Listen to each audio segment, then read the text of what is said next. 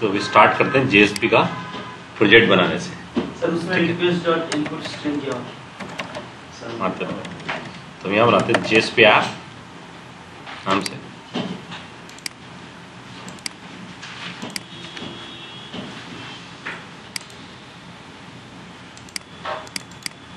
हमें web content में जाना है इसके जेएसपी बनाने के लिए। तो वेब कंटेंट में गए न्यू और यहाँ से चूज किया मैंने जेएसपी फाइल और यहाँ जाकर आप जेएसपी का नाम स्पेसिफाई कर दो। तो लेट्स से हम लोगों ने बनाया पहला इंडेक्स डॉट जेएसपी,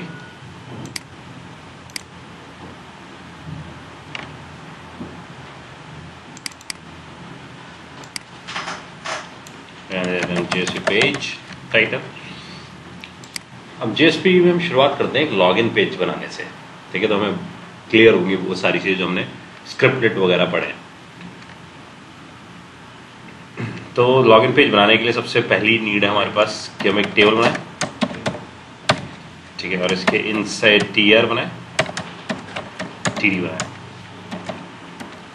और टीडी में एक लेबल बिल्ड कर दीजिए और लेबल पे जाकर आप स्पेसिफाई कर दो लेट्स से यूजर आईडी। इसी को कॉपी करते हैं, पेस्ट करते हैं और यहाँ जाके हम लिख देते हैं इनपुट टाइप टेक्स्ट। तो आपके पास एक टेक्स्ट बॉक्स बिल्ड हो गया, ठीक है। और यहाँ हमने टीआर को क्लोज कर दिया। इसी कोड को कॉपी करा मैंने यहाँ पर। क्या चीज? अच्छा, एक वो लेबल वहाँ रह गया, इसको हटा देते हैं, इसकी जरूरत नहीं है। ये कॉपी पेस्ट हो गया।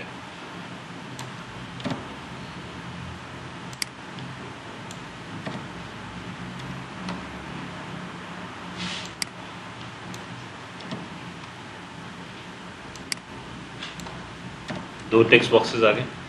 अब इन दोनों के नेम दे देते हैं ताकि सर्वर तक पहुंच सके वैल्यू। तो यूजर आईडी, उसका कर देते हैं इनपुट टाइप पासवर्ड और नेम दे देते हैं उसका PWD एज पासवर्ड, ठीक है।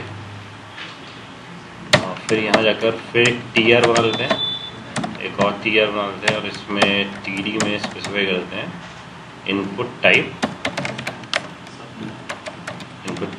इक्वल्स टू सबमिट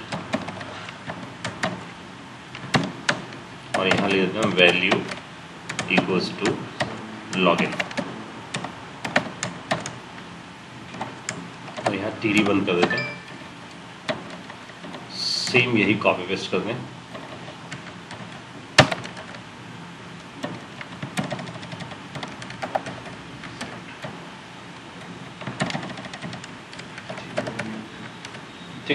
ठीक है। अब आपको क्या करना है, इस पे जाके फॉर्म टैग बनाना है, एक्शन देना है और साथ साथ क्या देना है, मेथड। तो यहाँ जाकर हम इसे क्लोज करते हैं और मेथड में डाल देते हैं पोस्ट, ठीक है।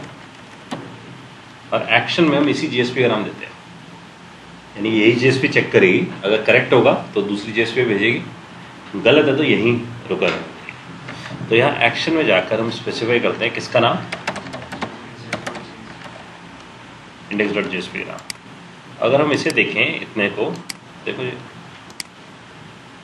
इसे रन करते हैं,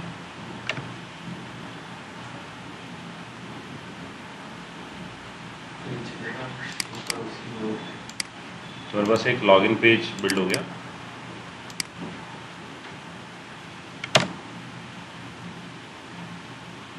ठीक है, और मैं जब भी इसमें सबमिट करूंगा वो इस पे ही मेरे को पहुंचाएगा।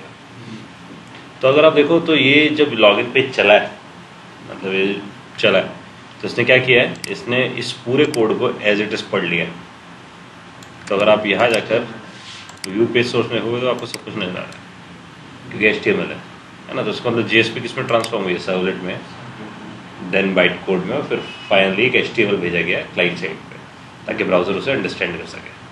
ठीक है, अब हमें क्या करना है, हमें करना है कि भाई अगर यूजर आईडी पासवर्ड डाला तो हम क्या चेक करें, क्रेडेंशियल की यूजर आईडी पासवर्ड मैच होता है या नहीं मैच होता। तो यहाँ तो index.js लिखना वहाँ तो केवल सर्वलेट का नाम लिखना। अब हम सर्वलेट से नहीं इसी में घुमाना चाहते हैं ना, तो हम चाहते हैं जीमेल में नहीं होता यूजर आईडी पासवर्ड डालते हैं और गलत होता तो ऊपर बताता है इनवैलिड रेड कलर से। सर वहाँ मतलब उसका एक्सटेंशन नहीं लिखना पड़ता। हाँ यहाँ लिखना पड़ता है। वहाँ वर्चुअल नेम होता था ना उसका, यूआरएल पैटर्न में हम क्या देते थे उसके एक वर्चुअल नेम, तो हम हमेशा यूआरएल पैटर्न वाला नाम देते थे, ना कि यहाँ होता ही नहीं यूआरएल पैटर्न, क्योंकि यही नाम ऊपर नजर आता है ना। देखो यहाँ यही नाम ऊपर नजर आता है ना, तो इसलिए इसका कोई वर्चुअल नेम है ही नहीं, वहाँ वर्चुअल नेम होता था, इसलिए हम एक्सटेंशन नहीं देते थे। फिर अब हमें क्या करना है, यहाँ जाकर भाई इसकी बॉडी सेक्शन पे गए, यहाँ जाकर परसेंटेज शुरू करते हैं। इसे हम लोगों ने पढ़ा था, दिस इज कॉल्ड, इसे हम क्या बोलते हैं, दिस इज कॉल्ड स्क्रिप्टलेट। तो ये आपके स्क्रिप्टलेट है, और स्क्रिप्टलेट किस लिए था, क्योंकि हमने बात पढ़ी थी कि जेएसपी जो है उसका सर्वलेट से डिफरेंस है वो ये है कि यहाँ जेएसपी में एचटीएमएल के अंदर जावा कोड लिखोगे। अब एचटीएमएल आप देख रहे हो पूरा एचटीएमएल लिख रहे हैं, अब वो जावा कोड क्या समझेगा, ऐसे जब आप परसेंटेज के अंदर डालोगे तो उसे क्या समझेगा, जावा कोड, और डेट जावा कोड किसके अंदर आएगा, वो स्क्रिप्टलेट के अंदर। ठीक है, हम लोगों ने साथ साथ ये बात पढ़ी थी, जो भी आप परसेंटेज के अंदर लिखते हो, this code will go in service method of generated servlet. और हमें एक बात ये ध्यान रखनी है, every servlet is every GSP is convert into servlet। JSP engine और सर्वलेट इंजन दोनों, जिसका JSP इंजन ही ये काम करता है, JSP को सर्वलेट में कन्वर्ट कर देता है, तो सर्वलेट इंजन वही सारा काम करता है सर्वलेट वाले के लिए। हाँ जी, ये बात क्लियर है आप लोगों को।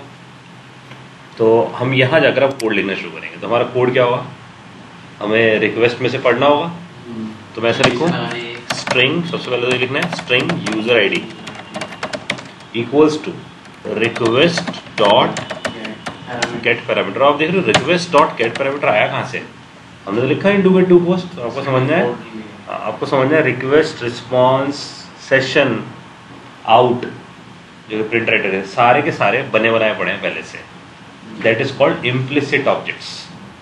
तो रिक्वेस्ट को आप क्या बोलोगे, बिल्कुल सही, आप बोलोगे request response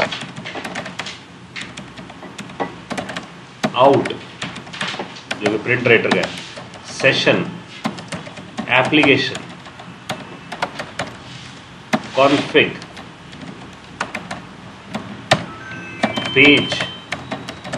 page context exception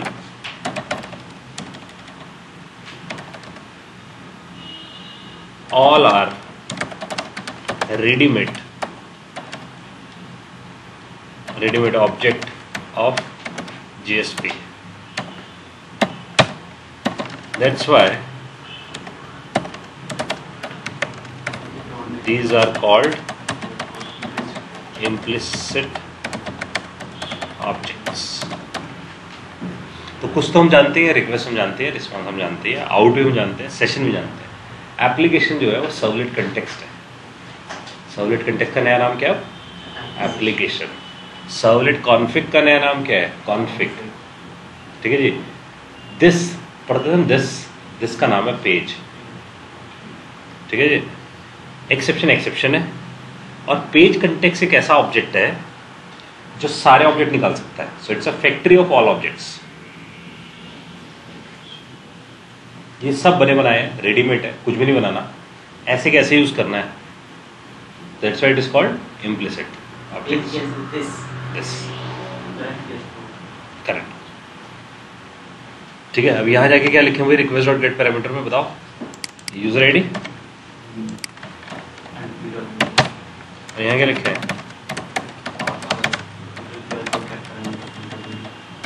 ये सारे जो है ये इम्प्लिसिटली कैसे, मतलब उसके पीछे भी जो जनरेटेड है, अभी दिखाऊंगा, जनरेटेड में इंजेक्ट होते हैं। अब कोड लिख दो, फिर आपको दिखाऊंगा कि सर्वलेट कहाँ बनी होती है इसकी। ये बात समझ आए आप लोगों को, यूजर आईडी बन गया, पासवर्ड बन गया, अब हमें क्या करना है, हमें चेक करना है इसे। देखो जरा, if user ID dot equals किसके बराबर हो, पासवर्ड के। तो हमने बोला कि यूजर आईडी पासवर्ड के बराबर है, तो हम इसे रीडायरेक्ट कर देंगे response send redirect to welcome.jsp zoom कर, है ना। एल्स अगर ऐसा नहीं होगा तो हम क्या करने वाले हैं, जल्दी बताओ। इसी पेज पे मारना है कोड, मैसेज दो तो मैसेज। सर इस एल्स कंडीशन में मैसेज भी हम देना चाहे और फिर से उसको इस पे इंडेक्स पेज भी नहीं रहेगा ना, वो है ही यही यार, रीडायरेक्ट का क्या है, फिर कब को माना जाता है, यही है ना अभी। तो एल्स में अब देखो मैसेज कैसे लिखूंगा मैं, यहाँ जाकर इसे परसेंटेज को यहाँ खोल के फिर बंद कर रहा हूँ। अब इसके बीच में क्या लिख सकता हूँ,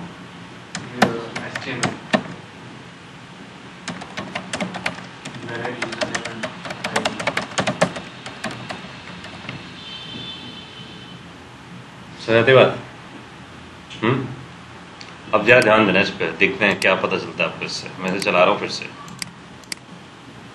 देखो जी क्या हुआ, फट गया। आपको समझना है क्यों मैं इसे चलाता हूँ, देखो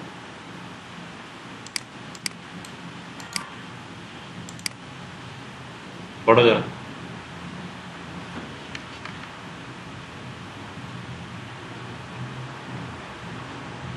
एक्सेप्शन आई है, एक्सेप्शन अगर 500 जब भी आता है ना, 500 बताता है हमारे कोड में भी गड़बड़ है। An exception occurred processing JSP page index.jsp at line number 19 को, ऐसा कुछ। देखो ये लाइन नंबर 19 कौन सी है, दिख रही है, कौन सी है ना। क्या दिक्कत है इसमें बताओ, welcome.jsp नहीं बनाई है, welcome.jsp नहीं बनाई है, चलो ये तो अभी तक वहाँ पहुँचा ही नहीं। welcome.jsp बनाया था मैं, यहाँ जाके बनाया था ताकि आपको ये डाउट भी हट जाए, ठीक है। welcome.jsp जाके यहाँ लिख देते हैं वेलकम फिलहाल यूजर, ठीक है जी। अब हमें पता है इसे रीस्टार्ट करने की जरूरत होती नहीं है, रिफ्रेश कर देते हैं। अभी यार वही है, बताओ जी क्यों।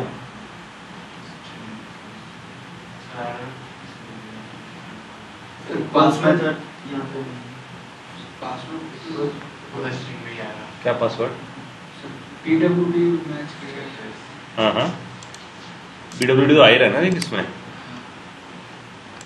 ये तो उठाया बोलो भाई। पासवर्ड मैच सीधा सा आंसर है, क्योंकि यूजर आईडी पासवर्ड अभी एंटर ही नहीं किया, वैल्यू मिलेगी कहाँ से। ये तो पेज लोड हो रहा था, ये इसमें गड़बड़ के हमारे कोड में, ये पेज लोड होते वक्त ही चल पड़ता है।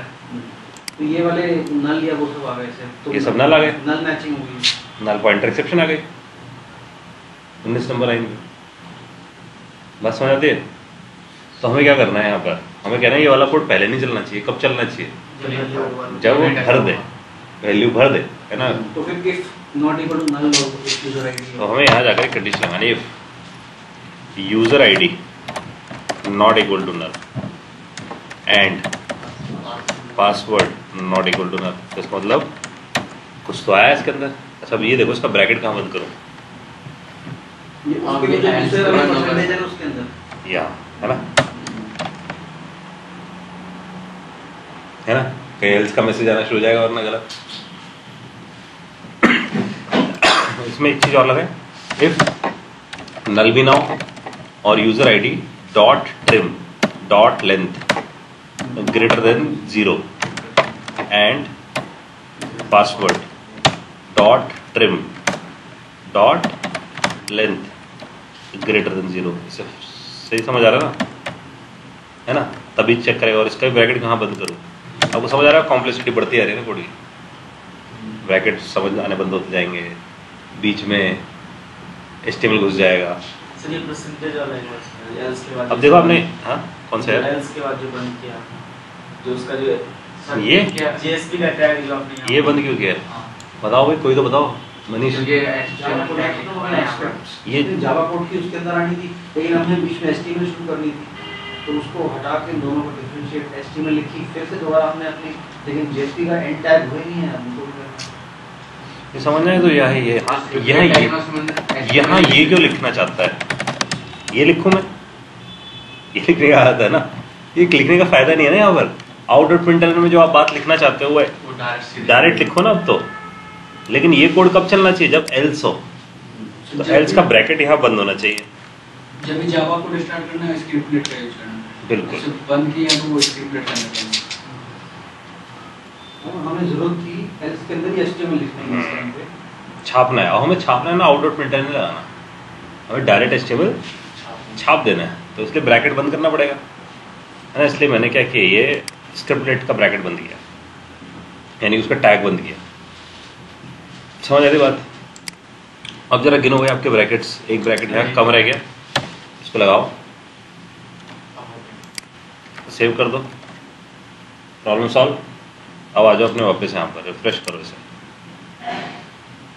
आ गया ठीक। अब यहाँ डालो,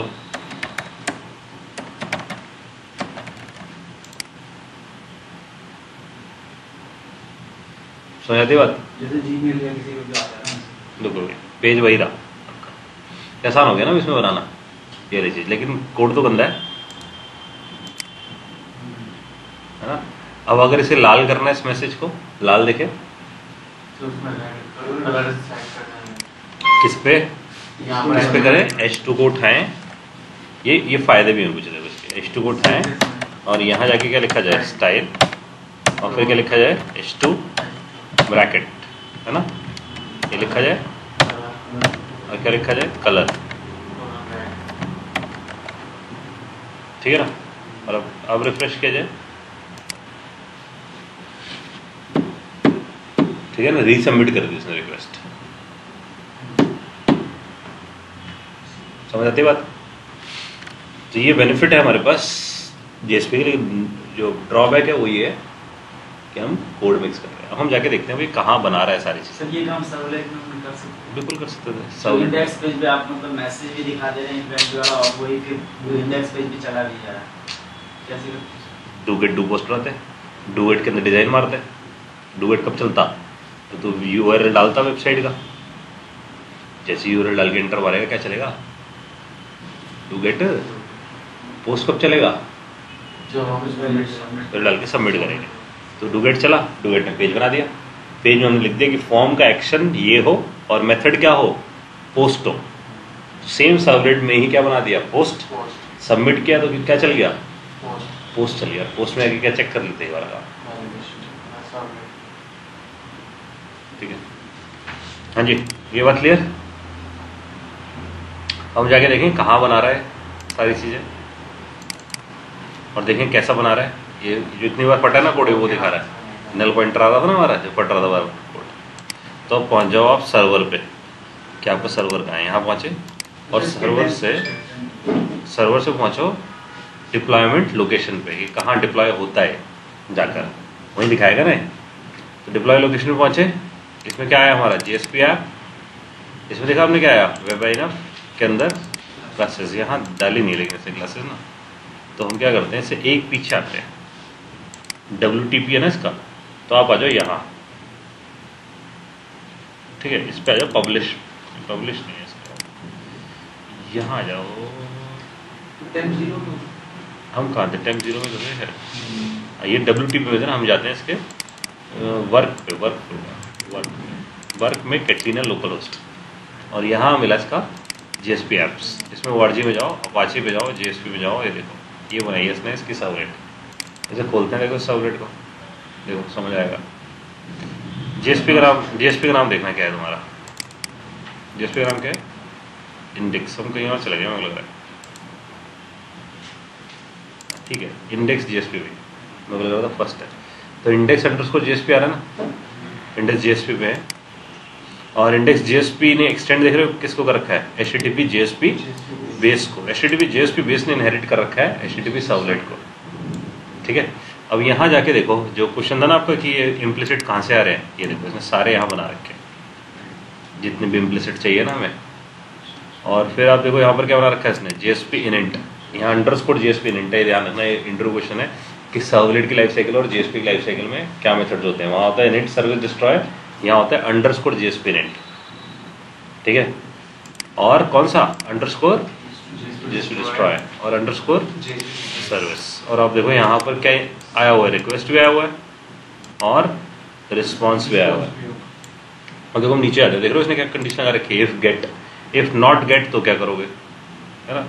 अब नीचे आते हैं इसके, अब यहाँ नीचे आ जा रहा हूँ मैं, देखो यहाँ ध्यान देना शुरू करना, आउट डॉट राइट में इसने पूरा कोड लिख रखा है और ये सारे ऑब्जेक्ट आपके आ गए इम्प्लिसिट वाले, एप्लीकेशन, कॉन्फ़िग, सेशन, आउट, सब निकाल के इसने अपने पास रख लिया ताकि हमें मिलने शुरू हो जाए। और यहाँ देखो इसने कौन सा कोड डाला है, आउट डॉट प्रिंटलन के अंदर, आउट डॉट राइट के अंदर, वो सारा कोड जो है HTML वाला है।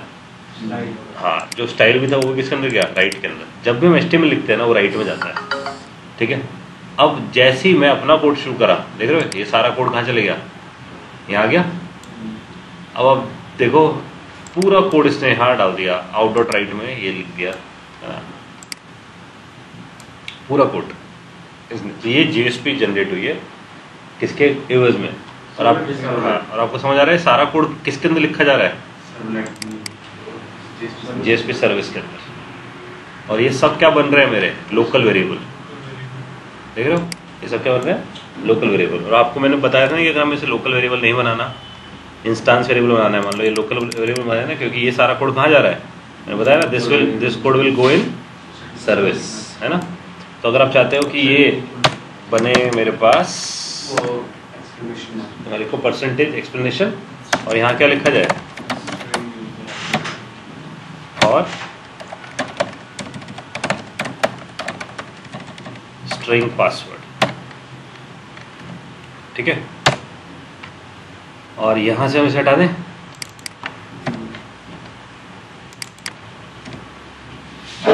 इसे हटा दिया मैंने यहाँ पर यूजर आईडी पासवर्ड को, इसे कर दे सेव, सेव हो गया पोर्शन ऑफ कोड। अब अगर आप यहाँ जाके देखो ये जितना भी मेरे पास कोड जनरेट होगा, तो पहली बात आपको देखना है ये जो JSP है इसका टाइम स्टैम्प देखो कितना आ रहा है, 1:28 और अभी कितना हो रहा है, 1:33, राइट। अभी ये चेंज नहीं हुआ, ये चेंज कब होगा, जब मैं इस पर जाकर रिक्वेस्ट करूँगा। तो जब मैं इस पर रिक्वेस्ट करूँगा तो आप जाके देखो इसका टाइम कितना हो गया, 33। और अब अगर आप देखो तो यहाँ जो यूज़र आईडी पासवर्ड थे वो कहाँ निकल कर आ गए हैं, इंस्टेंस वेरिएबल बन गए हैं। पहले कहाँ थे, सर्विस के अंदर। ये क्रॉस चेकिंग है जो आप पढ़ रहे हो, उसको पीछे जाकर चेक कर लो कि सर्वलेट में क्या क्या हो रहा है। समझते बात। अब आपको बातें समझनी है कि अगर मैं अब जाकर फिर हिट करूंगा इस वेबसाइट को, तो अभी देखो 134 हो गए, पहले था 133, अब 134 हो चुका है। मैं रिफ्रेश करता हूँ, रिफ्रेश किया कई बार, टाइमिंग देखो अभी भी कितनी है।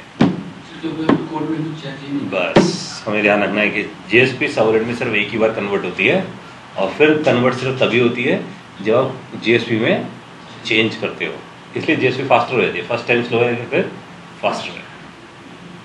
हाँ जी, बात समझ आती है। तो ये हम लोगों ने देखा भाई JSP का बेस।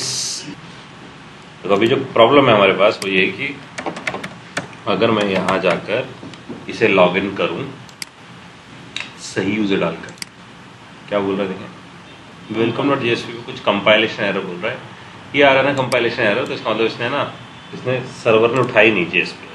तो आपको सिर्फ इतना सा करना है, आपको इसे रीस्टार्ट कर देना है सर्वर को। तो कोई JSP में कोई एरर नहीं है, सर्वर को नहीं मिलेगा JSP, इसे रन कर दो। क्योंकि देखो सर्वर को मिली नहीं है, तभी तो यहाँ बना नहीं पा रहा, देख लो ना, आज इधर बना पाया, क्लास MP पूरी ने बिल्ड कर पाया। अब इसे इन्फॉर्मेशन मिल जाएगी यहाँ पर से, ये मिल गई इसे इन्फॉर्मेशन।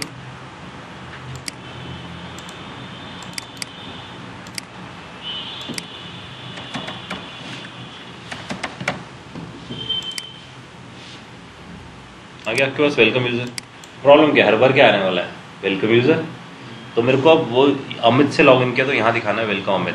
तो क्या करा जाए, या तो हिडन होम से या फिर उसके अंदर जो वेरी स्ट्रिंग साथ में string या तो मैं ऐसा कर दें भाई, question mark user ID equal two plus user ID, ये की हो गई और ये वैल्यू हो गई। और अब वहाँ जाकर क्या करना है आपको, इस वेलकम डॉट JSP पे है ना, ऐसे गेट करना है, प्रिंट कराना है, तो प्रिंट भी कराना है और गेट भी करना है। तो हमें क्या यूज़ करना है, एक्सप्रेशन। क्योंकि हमने पढ़ा है ना एक्सप्रेशन क्या करता है, जो भी आप इसके अंदर लिखोगे परसेंटेज इक्वल टू के अंदर, उसे वो क्या कर देगा, प्रिंट कर देगा सीधा। तो मैं ऐसा लिखूं रिक्वेस्ट डॉट गेट पैरामीटर, और गेट पैरामीटर में जाकर हम क्या स्पेसिफाई करें, यूजर आईडी। क्या कर दें, मिल जाएगी वैल्यू से, बस हो गया जी। अब इसे चलाते हैं, यहाँ बैक करते हैं इसे, यहाँ क्रेडेंशियल डालते हैं, लॉगिन करते हैं, और आप देखो है ना। इसका हम ड्रॉबैक जानते ही हैं, कैसे करने से क्या हो सकता है, यहाँ जाकर मैं अमित की जगह कुछ भी लिख सकता हूँ और वो चेंज हो जाएगा। इस प्रॉब्लम को सॉल्व करने का तरीका क्या है बताओ जी। सेशन बनाए, या फिर हम इसकी जगह, इस वाले तरीके की जगह क्या लिखा जाए, हाँ, तो यहाँ जाके लिखा request dot gate request dispatcher, ये पढ़ा था ना हम लोगों ने सबलेट पे। और यहाँ जाकर किसका नाम लिखा जाए, वेलकम डॉट जेएसपी, और इसका आगे क्या लगा दिया जाए, फॉरवर्ड। फॉरवर्ड क्या करता है, सेम रिक्वेस्ट और सेम रिस्पॉन्स को आगे भेज देता है, और पेज के यूआरएल में कुछ चेंज भी नहीं करता। ठीक है, ये किया हम लोगों ने। इसको जाए बैक करते हैं, रिफ्रेश करते हैं, बैक करके यहाँ यूजर आईडी डाला, देखो ऊपर क्या आ रहा है, अभी लिखा हुआ फिर फॉरवर्ड हुआ है ना, वेलकम में आ रहा है, चेंज नहीं बचता। सब कुछ वैसे ही ना जैसा सबलेट में पढ़ा है हम लोगों ने, फॉरवर्ड वैसे काम कर रहा है, सेंड डायरेक्ट वैसे काम कर रहा है, सिंटैक्स ही वही है, बस फीचर क्या है, चीज़ें बड़ी बनाई मिल रही है, क्योंकि जब थोड़ा आसान कर दी चीज़ें। क्लैरिटी है। अब इसके साथ साथ इसने बोला कि आपके पास एक और, तो हमने 3 चीज़ें पढ़ी है देखो इसके अंदर भी। एक हमने पढ़ा है, इसे हम क्या बोलेंगे भाई, declarative scriptlet, this is called declarative scriptlet.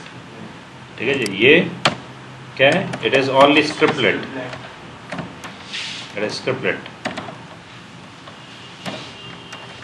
और ये जो हम लोगों ने वेलकम डॉट जेएसपी में लगाया है, दिस इज कॉल्ड, बताओ जी क्या कहेंगे उसे, एक्सप्रेशन स्क्रिप्टलेट।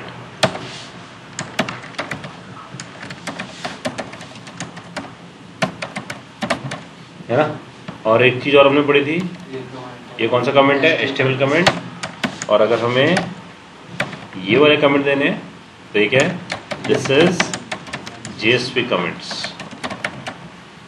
और जेएसपी कमेंट्स कभी भी क्लाइंट साइड पे नहीं जाते हैं, जबकि वो क्लाइंट साइड पे जाते हैं। ठीक है जी, क्लैरिटी है। अब एक और चीज हमें पढ़नी है इसी के अंदर, वो है आपका पेज डायरेक्टिव। ठीक है, तो अगर हम किसी के साथ परसेंटेज @ लगाते हैं तो वो क्या बन जाते हैं, डायरेक्टिव। डायरेक्टिव बिल्कुल ऐसा है जैसे कि आपने सी में पढ़ा है, प्री प्रोसेस डायरेक्टिव होते हैं जो बताते हैं कि भाई ऊपर ये लिख दिया हमने तो इसका क्या इम्पैक्ट होगा। तो मैंने यहाँ लिखा परसेंटेज @ और फिर मैंने यहाँ जाके लिखा पेज, तो कैसा डायरेक्टिव बन गया। पेज डायरेक्टिव का पर्पस क्या है, जैसे कि मैं यहाँ जाके लिख दूँ इम्पोर्ट, अगर मैं कुछ इंपोर्ट करना है तो मैं इसके थ्रू कर सकता हूँ। तो इसने ऊपर लिखा हुआ है ऑलरेडी, अगर आप देखो तो सेम चीज़ है ना। तो अगर हम उसी को यूज़ करें तो इसमें बाय डिफॉल्ट देख रहे हो क्या आ रहा है, लैंग्वेज इक्वल टू जावा। तो इसका मतलब हम कैसे यूज़ कर रहे हैं, जावा लैंग्वेज को। अगर जावा ने बिल्कुल ऐसा सोचा था जैसे कि ASP.NET में C# यूज हो सकते, VB.NET यूज हो सकते, तो जावा में सोचा था JSP में मैं और चीज़ें करूँगा आगे, लेकिन उसने सिर्फ जावा पे रहने दिया फोकस। ठीक है, कंटेंट टाइप टेक्स्ट HTML का मतलब है कि इसका जो रिजल्ट आएगा वो कैसा दिखेगा, HTML। ठीक है जी, और एक करेक्टर सेट स्कीम है और ये पेज इनकोडिंग स्कीम है। ठीक है, तो अगर आप पेज इनकोडिंग स्कीम कर दोगे UTF-8 और यहाँ से मैंने करेक्टर सेट हटा दिया, ठीक है, और सिर्फ दिया टेक्स्ट HTML, पेज इनकोडिंग क्या कर दी UTF-8, तो अब मैं क्या कर सकता हूँ, मैं अब यहाँ जाकर,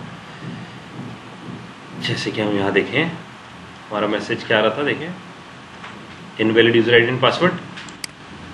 ठीक है, और यहाँ मैं ऐसा लिखूँ पाइप साइन करके इनवैलिड यूजर आईडी पासवर्ड के साथ उसी की लैंग्वेज में, जैसे कि मैं इंग्लिश से अपनी मशीन पे इंग्लिश से कन्वर्ट कर देता हूँ हिंदी, और अब मैं यहाँ हिंदी में लिख सकता हूँ। ठीक है, यूज़र आईडी, यूज़र,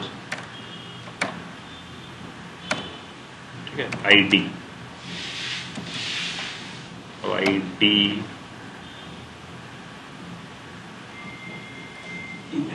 ये आईडी, क्योंकि इंग्लिश और हिंदी का मैं देखना पड़ेगा ना। तो यूजर आईडी और पासवर्ड,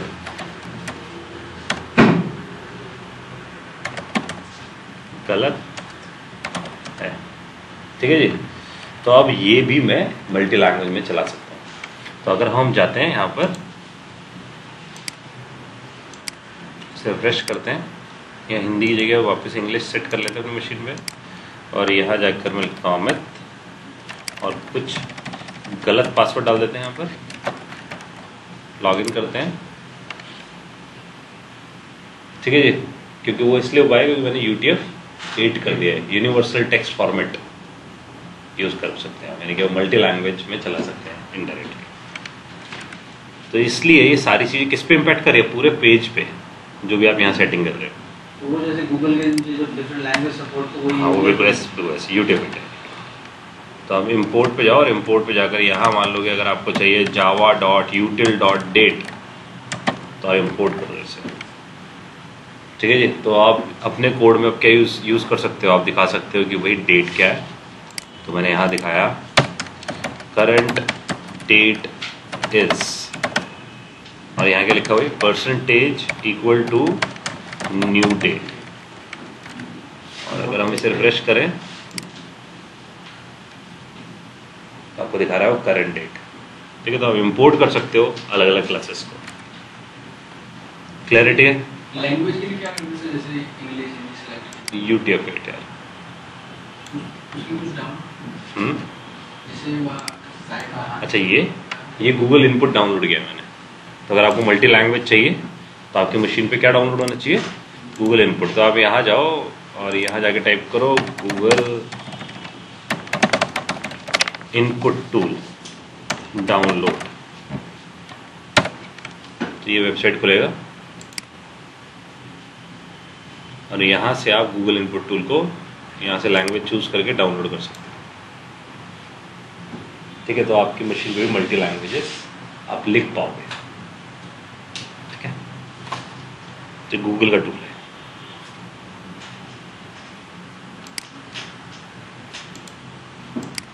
क्लैरिटी है? जैसे वर्चुअल कीबोर्ड होता है वो हिंदी में है। वो टिक टिक करना पड़ेगा ना उसमें, इसमें तो ये अपने आप इंटेलिजेंस कर लेता है। ये क्लियर है?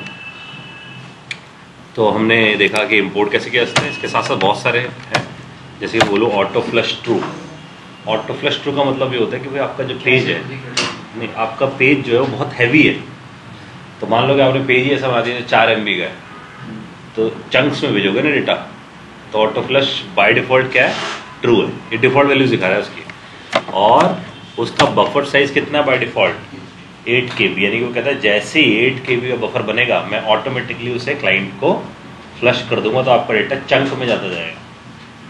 पेज लोड होता है ना, थोड़ा थोड़ा थोड़ा थोड़ा हिस्सों में लोड होता है, डेट इज द वे। तो अगर आपको लगता है कि भाई नहीं मेरे को 8 KB नहीं, मेरे को 80 KB भेजना है, तो आप यहाँ जाकर क्या कर दो, ऐसा कर दो। ठीक है, और आप ऐसा भी उससे ऑटो फ्लश की वैल्यू फॉल्स भी कर सकते हो।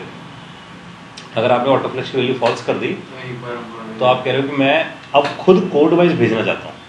तो इसका मतलब अगर मैं ऐसा कर दूँ ऑटो फ्लश फॉल्स, तो बफर नहीं दूंगा फिर मैं, क्योंकि मैं नहीं चाहता कि अब ये ऑटोमेटिकली फ्लश हो। तो मुझे क्या करना होगा, अपने कोड में जब भी मेरे को कुछ राइट करना है, मतलब जब भी कुछ आउटपुट दिखाना है, तो मैं यहाँ जाके लिखा करूँगा आउट डॉट फ्लश खुद। वो कोड में क्या लिखना पड़ेगा, आउट डॉट फ्लश। तो वो क्या करेगा, उतने डेटा को फ्लश कर देगा क्लाइंट पे।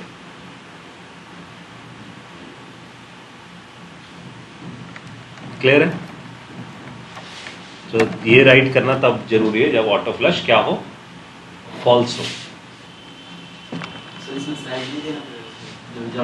नहीं, ये तो साइज देखना, साइज पे देना पड़ेगा। मैं छठी लाइन पे जाके ऑटो फ्लश कर रहा हूँ, मतलब मैं लिख रहा हूँ आउट डॉट फ्लश, तो इसका मतलब मैं क्या चाहता हूँ जितना भी ऊपर का कोड है वो फ्लश हो जाए। तो साइज थोड़ी चाहता हूँ मैं चाहता हूँ जब मेरी नीड हो तब मैं फ्लश कर सकूँ, चाहे वो 50 KB का हो जाए चाहे वो 200 KB का हो जाए। ऊपर वाला कोड अलग जाएगा, नीचे हाँ, फिर वो बाद में जाएगा, फिर वापस मेरे को फ्लश करना पड़ेगा। फोन से अगर आपने वो फ्लश नहीं लिखा है तो कहीं पे भी जाके वो हाँ, मिल जाएगा। ये करना पड़ेगा, मैं बोल रहा हूँ। अच्छा, नहीं करने में क्या है? नहीं करने में सबसे एंड में होगा फ्लश, जब पूरा पेज आ जाएगा तो हैवी हो जाएगी आपकी एप्लीकेशन, क्लाइंट पे राइट होते हो, नेटवर्क पे राइट होते हो, ठीक है। तो आप ऑटो फ्लश बाय डिफॉल्ट मैंने बताया क्या है, ट्रू है, और बफर 8 KB है, ठीक है।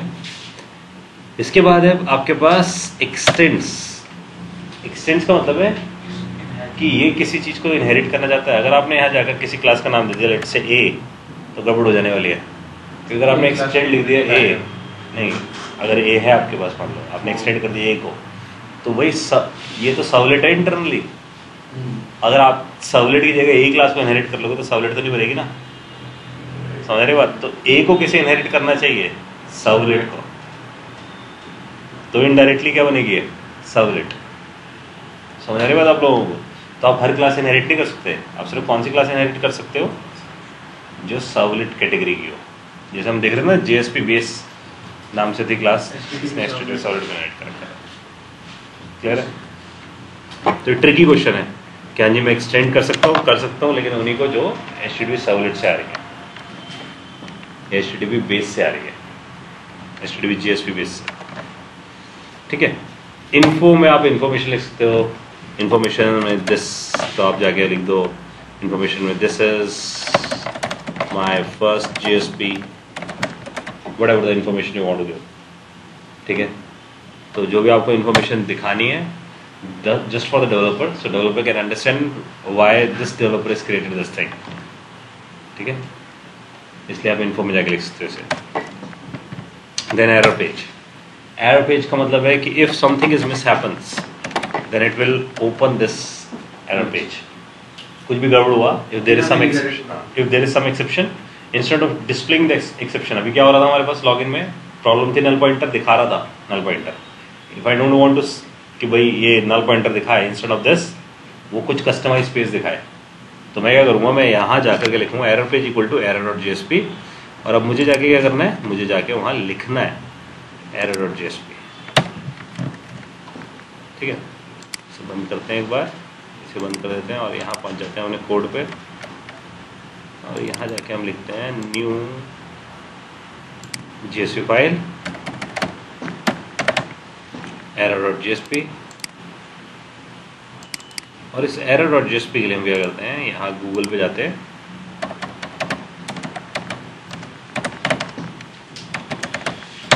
यहाँ जाके निकालते हैं एरर पेज इमेज,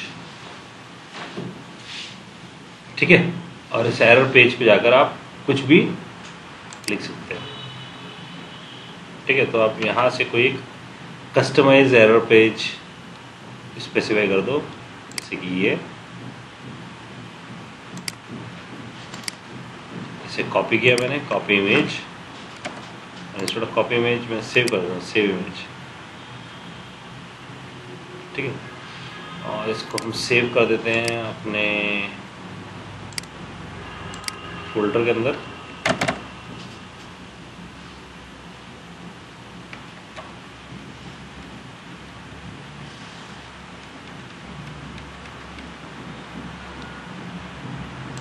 इसमें सेव कर देते हैं। और हमारा यहाँ बना है JSP एप्स। JSP एप्स में वेब कंटेंट बना था हमारे पास, वेब कंटेंट में फोल्डर बनाते हैं यहाँ पर, डेट इज इमेजेस, और इमेजेस में यहाँ डाल देते हैं error.jpg,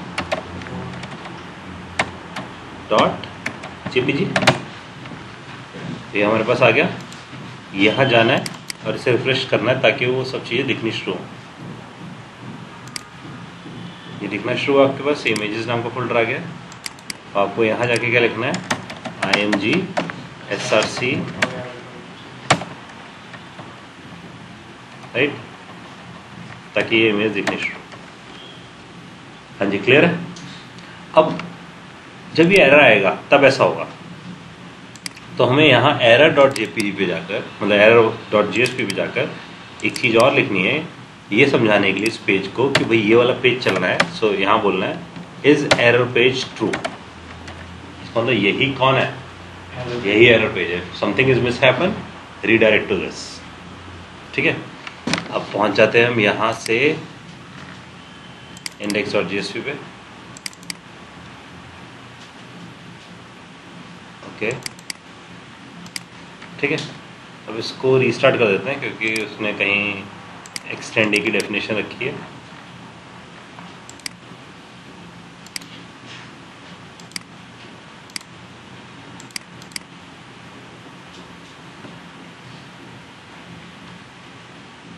ठीक है, पेज परफेक्ट आ रहा है, इसमें भी कोई टेंशन नहीं है हमारे पास।